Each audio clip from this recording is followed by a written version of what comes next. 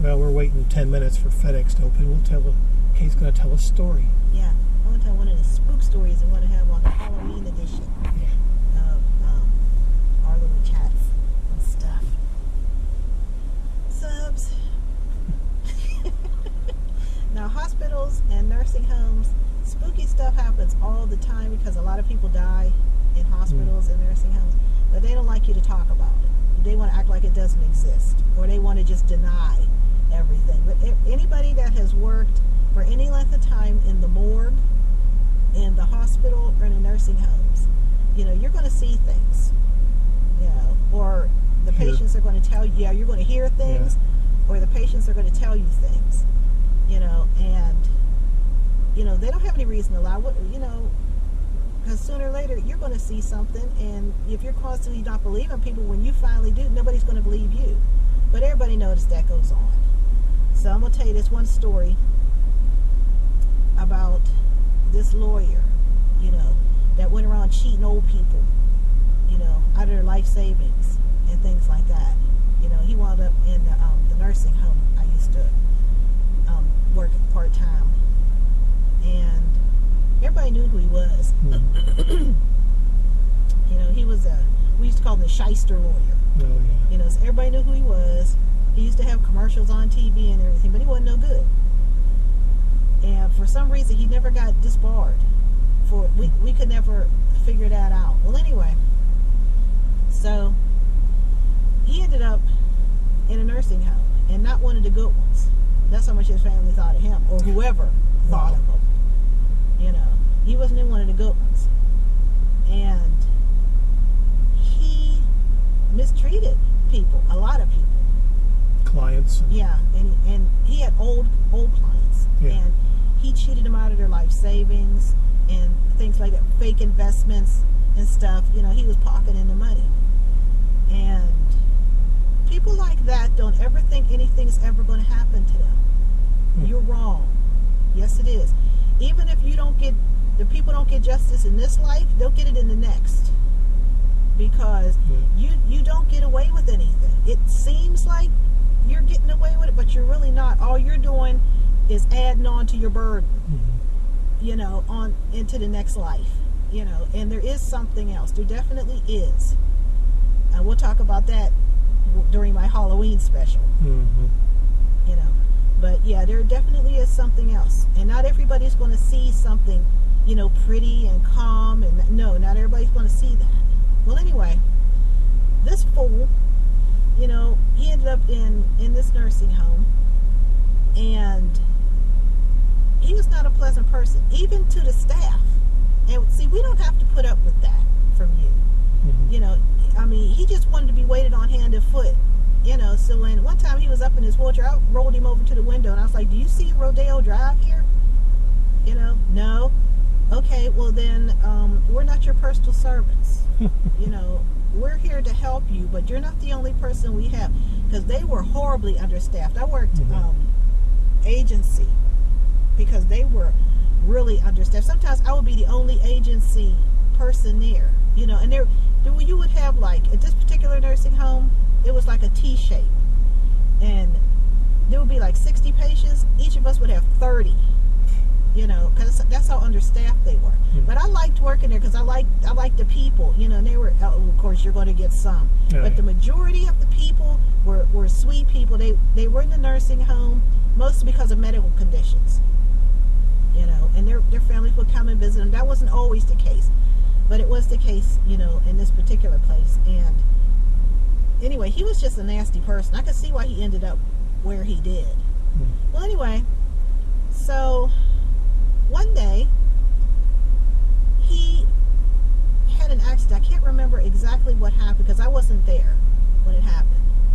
And he had to go have surgery. Something. It was a medical condition that was, they hadn't caught, when he came there, or maybe they did catch something, they gave him an exam or whatever, but it probably hadn't popped up yet, So when you do, results are inconclusive. Yeah, when you do wrong, you have a certain amount of time to correct that wrong. You know the old expression, give you enough rope to hang yourself? That's what fate will do. Fate will let you just keep on with that rope, until eventually it will kick the chair off of you. But you get countless opportunities to stop what you're doing and make amends. But most people are so stupid, that they think, oh, well, nothing's ever going to happen to me. I'll do. No, it is. You don't get away with anything, nothing, because everything is counted against you. You're so stupid. Well, anyway, he had to have surgery. Okay, and this has happened quite a few times with people who thought that, they were so high and mighty, when it turns out you're really not. You only get away with what people let you get away with. People don't understand that. But once you go into it, once you leave here, nobody gives a damn. Now if you're a good person, yeah, obviously whatever stupid stuff you did, it isn't going to count as much if you're a good person. But if you're not, all of that just stacks up over and over. And what are you going to do? Lie? What are you going to do? Say, well, I didn't do it, or it wasn't me, or here's a good one. This is all a mistake. Yeah, that'll work. Well, anyway, so when he came back, and like I said, I've heard this story before from people who were assholes and got a taste of what's going to happen when they die. And this fool was put under anesthesia, and he saw things, and they were taunting him because he was stupid. Yeah. Well, anyway, when he came out of it and everything, he was hysterical. Because at first he thought, it wasn't real. And then he came back to the nursing home and found out it was real. Because he started to see things that we couldn't see. But when you walked into his room, it didn't feel right. It felt off. And he wanted to be changed. They changed his room. Well, they couldn't always do it because they can only do it if they have an opening. If somebody passes or somebody actually does go home, because everybody that goes to the nursing home doesn't stay. When they get better, or they can go home. Their family are happy to take them back because, they miss them. They don't want to be in a nursing home. Well, anyway, they moved this fool twice. And each time before he was there was nothing wrong with the room. But when he got moved there, the room felt different. There was something wrong in that room. And he knew what it was because he could see it, but we couldn't see it. But he would wake up screaming and hollering and carrying. Of course, you can't do that in a nursing home. So we would, try to talk to him, but he didn't want to go to sleep, which you can't do. And he wanted to have somebody with him 24 hours a day. He could not be alone. Okay, so one day I was in there. It was me and Ann, and we went in there. And I asked him one time, because I had given him a shower. And so we were going back to the room, and he was asking me, did he have to go back? I was like, of course. I said, they already changed his room. I said, well, you can't keep going from room to room to room. We can't do that because it's not always available, and that's against policy. You really can't do that. So he was telling how he didn't want to go back to the room because there was something in the corner. And I was like, well, which corner? And he's like, well, you'll see when we go in there. I wheeled him in there. I didn't see it, but you could feel there was something there. Something was wrong in that room. And he pointed to the corner, and he said it was there, and it was waiting for him. And of course, I looked in the corner, and of course, I couldn't see or hear. It wasn't sent for me. It was sent for him. And then as I was getting him, ready for bed and everything, he was telling me how when he was under anesthesia, he could hear these voices actually telling him what all he had done to these people. And they were waiting for him. They were telling him how they couldn't wait for him to come. They couldn't wait for him. And that they were going to send him a visitor. And when he died, it was going to take him. So it didn't matter how many people he had in the room with him. Because the minute he died, they're going to snatch him right away. And he was scared. He was scared shitless. And he wanted everybody to stay with him. And well, he had the money. but I guess to trust or the bank or whatever, he actually had to hire people to stay with him 24/7 because he was scared to be by himself. It didn't matter. It didn't matter because when he died during the afternoon shift. I used to work either 7 to 7 or 11 to 7 because obviously I was working at the hospital, so I couldn't be there. But from what the aides said, I forget exactly what happened, but he started going downhill, and whatever it was, he kept saying it was coming closer to him. And he had asked me that one time. He was like, well, can it get me? And I just told him, I said, listen, I said, now, everything has to abide by certain rules. We have rules in this life, then there's rules in the afterlife. You have to abide by those rules. So I said, well, it can, more likely it's here to torment you, but, there's certain guidelines. So it's like, whatever he saw scared the shit out of him. Mm-hmm. And like I said, the voices said, oh, yeah, we're waiting for you. We're going to send you a visitor. And apparently as he was getting worse, it was getting closer. But of course we couldn't see it. There is a time something did happen that we did see, but I'll keep that for the Halloween one. That one's real scary. That was real spooky that we saw. Yeah. But when we all saw it, we were standing right there. We all saw this particular thing. But anyway, getting back to the shyster lawyer. Yeah, I gotta open it up. So I'll let you tell it, but I want to come back. Oh, okay. So, the shyster lawyer was sitting up there telling the aide that, whatever was in the corner was getting closer and closer and closer.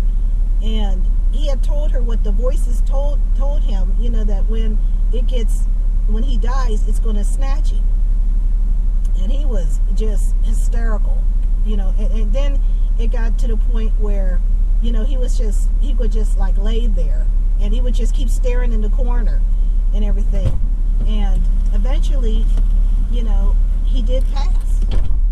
And she said that the look on his face was so terrible that they had to cover him because they couldn't. They thought he was in pain, but we knew better. Oh, wow. We knew that he saw something that literally scared him to death. Mm. And like I said, I didn't see this. I was told it. By the, of course, you had to go like in a lounge or you had to go somewhere where the patients couldn't hear you because they don't allow you to talk about stuff like that. And yeah, she said he had this look on his face that was just horrible, and they thought he was in some kind of terrible pain. No, he saw whatever it was coming and they got him. Yeah. That was it. Because she said she saw him put up his hands like this, and then he just dropped, and he was dead. That whatever it was took him. Wow. So, I'm like I said, I'm telling you guys just from my experience and from what I've seen. Don't think if you do wrong, correct it. Because just because you forgot about it doesn't mean it's been forgotten. It hasn't. All that's all going to be thrown up to you what all you did. And what also will be thrown up to you what you didn't do when you had the opportunity. And you just chose not to do it. I don't know if that counts the same or not. Especially maybe if somebody was hurt because you didn't intervene or you didn't do something that you should have done. I really don't know. But everything we do is counted against us or for us. But you don't get away. Nobody does. Yeah. I didn't let you get away from me. Yeah. So, I was captured, Sid. Yeah. But yeah, we used to hear stuff like that and worse. Yeah. Worse stories. But yeah, I've heard some of these other stories she's told me, and yeah, they're creepy. So yeah, it's scary, but like I said, just do the right thing. That's all you have to do. If you know your actions are hurting someone to the point where they've actually told you about it, but you continue to do it, what do you think's going to happen to you? Mm-hmm. Either one of two things is going to happen. Either you're going to be taken out of the picture or you're going to stop your behavior. That's the only two alternatives you have. And if you don't stop your behavior, okay, guess what's going to happen to you? You know, you're going to be taken out because what you're doing is destructive, and you know it's destructive. Why are you continuing to do it? Because if you don't give a damn and you don't show compassion and mercy, why should it be shown to you? And then in the afterlife, yeah. In the afterlife, you have to pay for what you do. Yeah. And everything's going to be shown to you. What are you going to say? That's not me? Mm-hmm. Yeah, look in the mirror. I didn't do that. Really? Yeah. I mean, you know, fate hears this shit all day, every day for how many thousands of years? Mm-hmm. What I didn't mean it. It doesn't matter. You didn't change your behavior, so guess what? You meant it. Mm-hmm. You know, what are you going to do? Stand before God? Well, nobody sees God, but what are you going to do? Stand before the powers that be and deny everything? Really? Yeah, that's really going to help your case. I mean, if you don't show humility, nothing's going to be shown to you. Yeah. So there you go. Just a sample of what's to come for Halloween. So. Yeah, because we saw things. Yeah.